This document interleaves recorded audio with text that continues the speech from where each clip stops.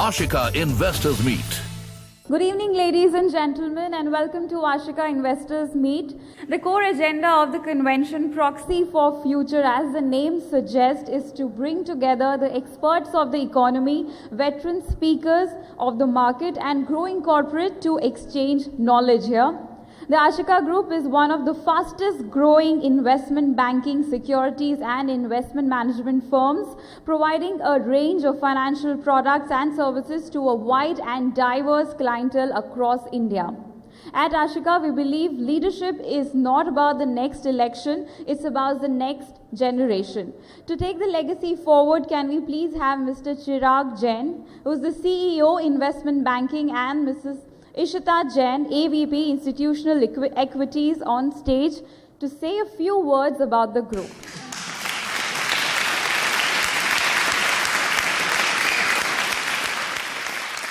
Most of you know us as brokers, or even just as a financial services firm. But we are more than that.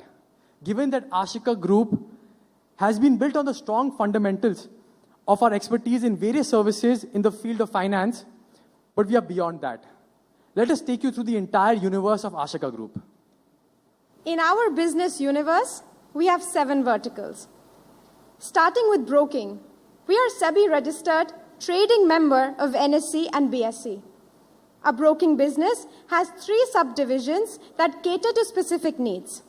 Our stock broking business rendered a whopping turnover of 22,000 crores in the cash segment only. Cornerstone of our broking business, rather any broking business, is their research department. We have built a robust research that produces our highly regarded products, such as our crown jewel, our monthly magazine, Insight. I'm very happy to tell you that 3 out of every 4 recommendations that we made in Insight have hit the target. In our retail broking arm, we are proud to inform you that we reached 1 lakh clients via a pan-India network of more than 450 sub-brokers and authorized persons. We were awarded Best Performing Retail Member in the Eastern region by National Stock Exchange. Keeping up with the pace of technology, we very recently launched our mobile application, Ashika Infinity app. Moving on, our second vertical is where Ashika started, our investment banking business. We are a Category 1 merchant banker and in a very short span of time have raised over 10 billion rupees. In the next 5 years, Ashika Capital's mission is to target at least 2 out of every 10 transactions in the consumer space. Our third vertical is our lending business. As an RBI-registered NBFC, we have a book size of 160 crores. Ashika Credit Capital is also listed on MSCI and CSE. As for vision of Ashika Credit Capital, we are working to grow our book and envisage reaching 300 crores this year and 700 crores next year. We are also eyeing listing on NSE and BSE in the near future. We have very recently set up our wealth advisory platform for comprehensive and tailor-made solutions to our clientele. At Ashika Wealth Advisors, our motto is to have an advisory approach and not a sales approach. We are so pumped with this great kickstart to our one-of-a-kind event in Calcutta. We once again welcome all of you to AIM Ashika Investors Meet. Hope you continue to be our family and continue to grow, because only if you grow, we grow. Thank you. Now we are here to launch the book titled Derivatives. The book provides a concise, accessible treatment of the subject of derivatives. It describes various instruments, their use and pricing, and the functioning of derivative markets. The book will be useful for the investors, traders, bankers, policymakers, and also for academics. Through this platform, it is our endeavor to bring you the thought leaders and experts of the economy. To begin with, can we please have our chief guest for the evening, Mr. Sanjeev Sanyal, Principal Advisor, Ministry of Finance, on stage.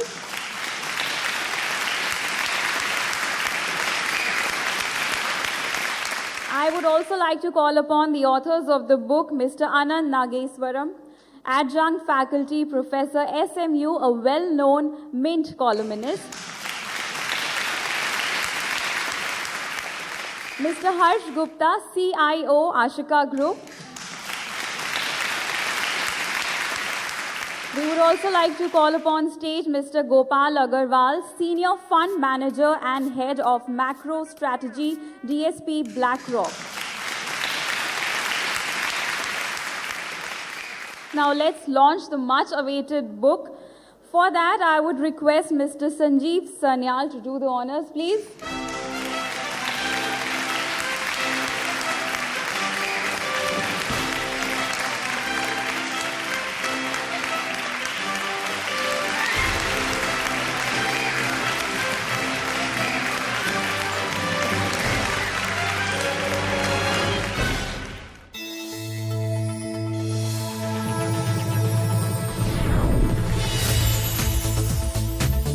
Ashika Investors Meet. Now I would like to call upon stage Surbhi Upadhyay from our CNBC TV18 team for a chat with Mr. Sanjeev Sanyal. Let me start by asking you this. It's been almost 4 years. Government has been in power. Came with a lot of promise and obviously a lot of legacy issues as well. We've gone through our own motions. Now the RBI tells us that we're probably looking at 7.4% growth for the current financial year. Does it feel like 7.4% to you? Does this feel like Achhe Din? Where do you think we are? Difficult to know. I don't know what 7.4 is supposed to feel like. But the economy is definitely growing very fast, and there's no doubt that it is now the fastest growing economy of any size in the world. And that is definitely true. It's not just our opinion. This is something, as you said, the RBI put together, and we very often don't agree on things, but at least in this one we do. But also the IMF and, all the indicators clearly show that we are growing very, very fast. And in fact, we went past France last year, and now we have gone past the UK, and we are now the 5th largest economy in the world in US dollar terms. So, and by the way, this is after 170 years that we have have an economy bigger than that of Britain. So finally, after all those years, we finally have managed to sort of throw off the impact of colonization which we had. So yes, we are now the 5th largest economy and the fastest growing. So watch out, number 4, we are coming for you. Okay. Well, definitely something to celebrate for sure. And I do want to talk about the big picture with you. But before that, let me play devil's advocate, because that's what we do here in the media, right? So the numbers look good, 7%. And even if you're looking at corporate earnings, things seem to be picking up. Whether you're looking at auto sales or you're looking at indicators like, aviation, just the number of people flying, those numbers are looking good. But at the same time, the one sort of niggling issue that everybody points out is, are the animal spirits actually even beginning to ignite?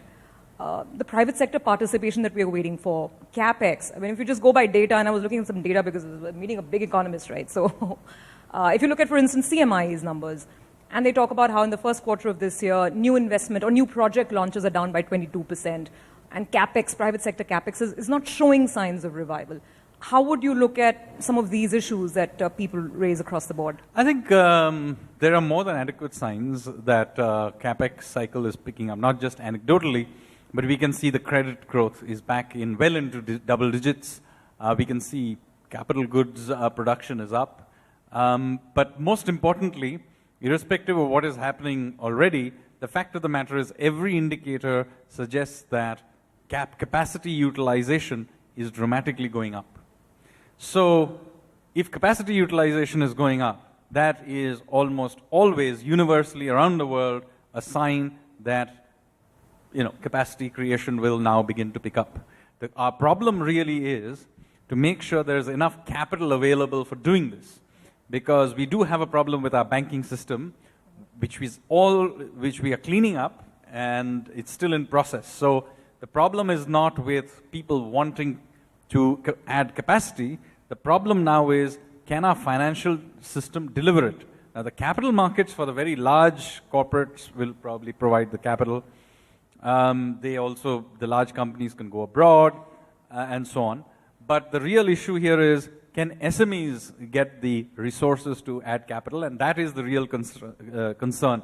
So far the concern was there's too much capacity, nobody wants to add capacity. Now the concern is, can we make sure there's enough capital being pumped through, particularly to the SME sector, so that they can go out and expand? You absolutely hit the nail on the head. Before I talk about the big elephant in the room, and that's what's happening to our banks, let's start with the biggest bank of them all, the central bank. As you mentioned, bank credit is just beginning to pick up. I think numbers are just under, 11%, the last printed numbers that we got, the monthly numbers. At a time like this, now obviously the RBI has chosen to go ahead and hike rates. Could that act as some kind of a bit of a speed breaker?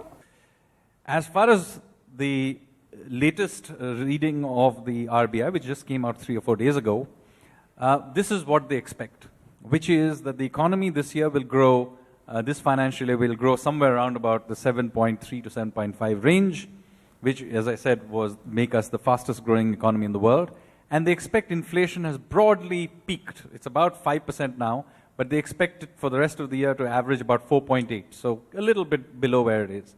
I would count that those very, very good numbers because, frankly, we not only are going to see high growth, but for once, it has nothing to do with pump priming in any way. Our fiscal side is very well contained, as you know. We have kept it very tight for several years now. And on our monetary side, we in fact, we have argued often whether it's too tight, and they have tightened it a little bit more. So it is not the case that we are getting growth because we have gone out there irresponsibly, expanding either on the fiscal or the monetary side. It is the case that things have been kept very tight, and we are still generating this kind of growth. So it is very high quality growth.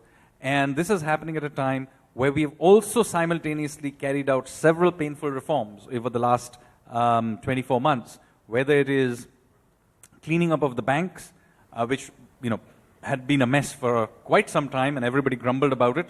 But ultimately, we did begin to clean it up.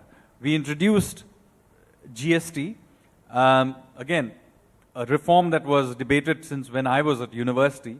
But after 20 years, finally, this government decided that let's do it. And yes, when we introduced it, we were not 100% sure exactly what the unintended consequences of it would be. So, people say, oh, we should have prepared more. But the fact is, we debated it for 20 years. The only way to do it was to do it. And that's what happened.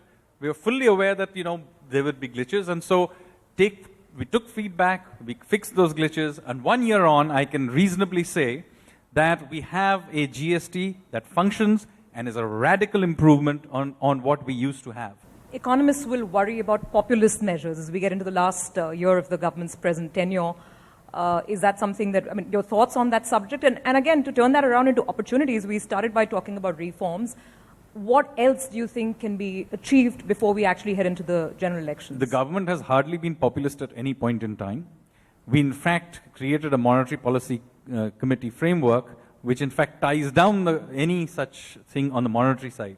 So that is completely independent, as you know. In fact, they have just tightened, if anything. The post of the chief economic advisor is open.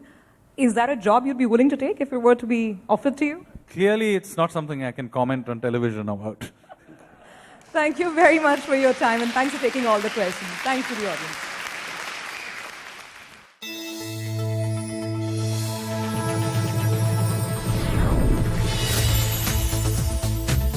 Ashika Investors Meet. Now moving on, it's time for our panel discussion. And the topic for panel discussion is investing in the idea called India, which brings forth the perspective of the financial leaders. And in no particular order, I would like to invite our esteemed panelists, Mr. Gopal Agarwal and Dr. Anand Nageshwaran on stage, and Surbi Upadhyay from CNBC TV 18. Well, we have Dr. Nageshwaran as well as Gopal with me on the panel. So let's get started. Gentlemen, straight away, we're speaking at a time when the sentiment, at least in the market, in terms of the equity market, seems to be good. Indices back to their historic high levels. But there are lots of questions as well. So, Dr. Nageshwaran, opening thoughts, not that the equity market is the best barometer of how the country is doing, but just looking at the last 6 months of consolidation, right from budget day onwards, and now this resurgence back to all-time highs, how do you view the equity market in India at the moment? Yeah, I think when you say the market sentiment is pretty good, that's usually not the good time for investors, because the best time to invest is when the sentiment is quite depressed. So as an investor, you should be looking at when would the sentiment get depressed and the prices get cheaper enough for me to go in. So if you look at it from that point of view, I think what I'm going to say would actually should be seen as an optimistic statement, which is that the global markets and of course by extension the Indian market are in rich valuation territory, and therefore the risk of a pullback, whether it is short or meaningful, is pretty high. And therefore investors are basically should interpret what is coming next as a potential, the big sale opportunity when you go and buy things. So that is the way I look at the current state of the Indian market and the global market. Gopal, you've been managing money for many, many years now.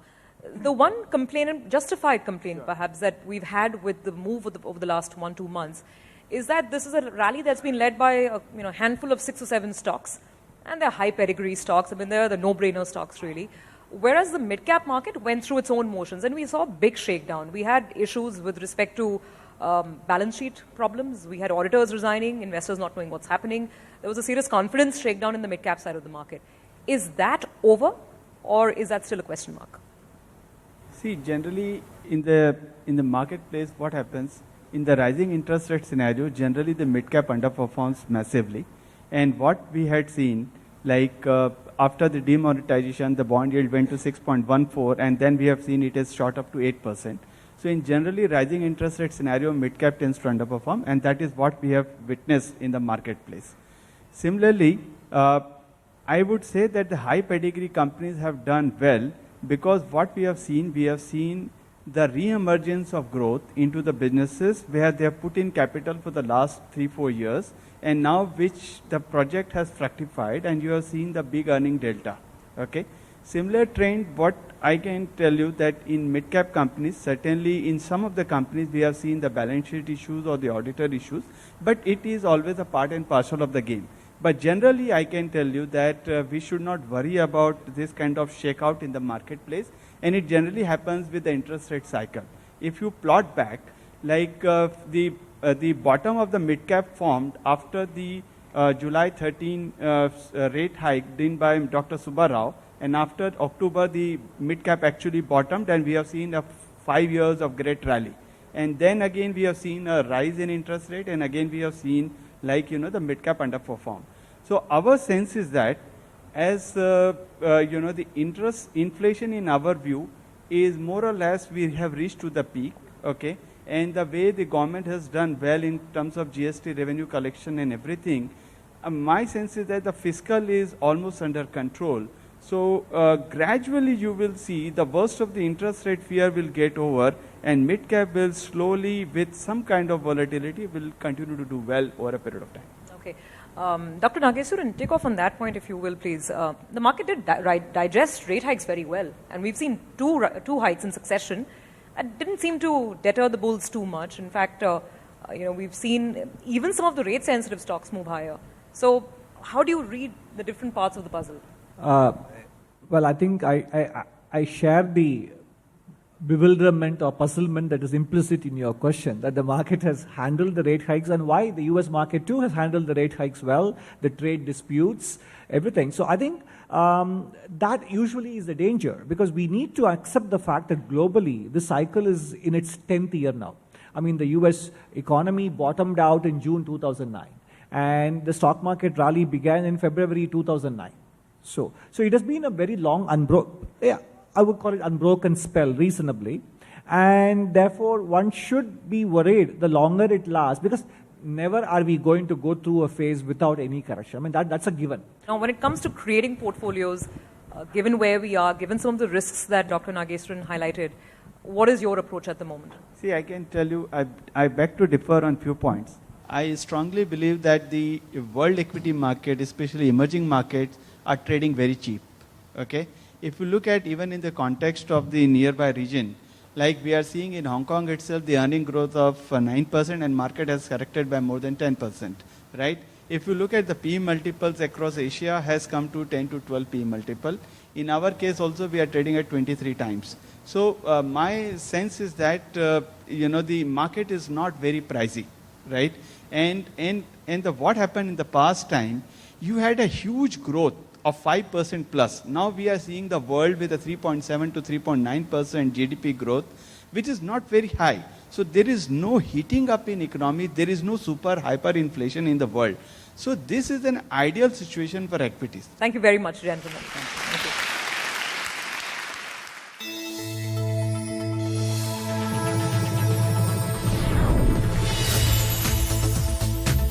Ashika Investors Meet.